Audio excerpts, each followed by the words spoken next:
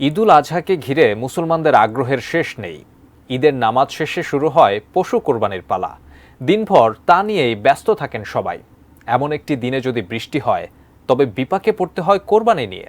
তখন প্রশ্ন আসে, এবারের ঈদে কেমন থাকবে দেশের আবহাওয়া? জানাচ্ছেন সহকর্মী শেখ ফরিদ।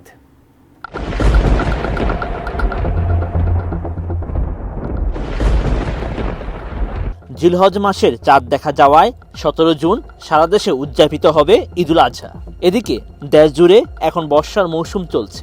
এই মৌসুম হওয়ায় গত এক সপ্তাহের বেশি সময় সারা দেশে বৃষ্টির আভাস দিয়েছে আবহাওয়া অধিদপ্তর। সে অনুযায়ী ঈদের দিনও দেশের বিভিন্ন অঞ্চলে বৃষ্টি থেকে অতি ভারী বৃষ্টির সম্ভাবনা রয়েছে। এ বিষয়ে আবহাওয়াবিদরা জানায়, কয়েকদিন ধরে সারা দেশে কম বেশি বৃষ্টি হচ্ছে।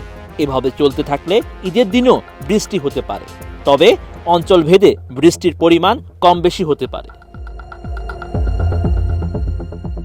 আবহাওয়া অধিদপ্তরের পূর্বাভাসে বলা হয়েছে, ঈদের দিন রংপুর, ময়মনসিংহ, সিলেট ও চট্টগ্রাম বিভাগে বৃষ্টির সম্ভাবনা সবচেয়ে বেশি। এই অঞ্চলগুলোতে হালকা থেকে মাঝারি বৃষ্টির সম্ভাবনা রয়েছে, তবে রংপুর, ময়মনসিংহ, সিলেট বিভাগের কোথাও কোথাও ভারী থেকে অতি ভারী বৃষ্টি হতে পারে।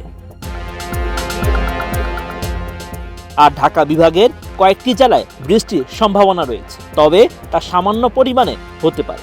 অপরদিকে রাজশাহী, খুলনা ও বরিশালে খুবই সামান্য বৃষ্টি হওয়ার সম্ভাবনা রয়েছে বলে জানায় আবহাওয়া বিভাগ। ডিজাইন, এলিগেন্স, বিউটি, সেরা পণ্য সবার জন্য জেভিকো। ঈদের দিনে তাপমাত্রা নিয়ে আবহাওয়াবিদরা জানায়, যেসব অঞ্চলে বৃষ্টির সম্ভাবনা কম সেসব জায়গায় তাপপ্রবাহ থাকবে। সে অনুযায়ী খুলনা, বরিশাল, রাজশাহীতে তাপপ্রবাহ থাকার সম্ভাবনা রয়েছে। এদিকে বেশ কিছুদিন ধরে মৌসুমী বায়ু বাংলাদেশের উপর মোটামুটি সক্রিয় রয়েছে, ফলে প্রকৃতিতে ঝড় বৃষ্টির প্রবণতা বাড়ছে। এই অবস্থায় আগামী 3 দিন সারা দেশে ঝড় বৃষ্টি হতে পারে। এছাড়া রংপুর, ময়মনসিংহ ও সিলেট বিভাগে অতি ভারী বর্ষণেরও কথা জানিয়েছে আবহাওয়া বিভাগ। সেই সঙ্গে তাপমাত্রা কিছুটা ওঠানামার করার সম্ভাবনা রয়েছে। Sheikh Farid, ATN news.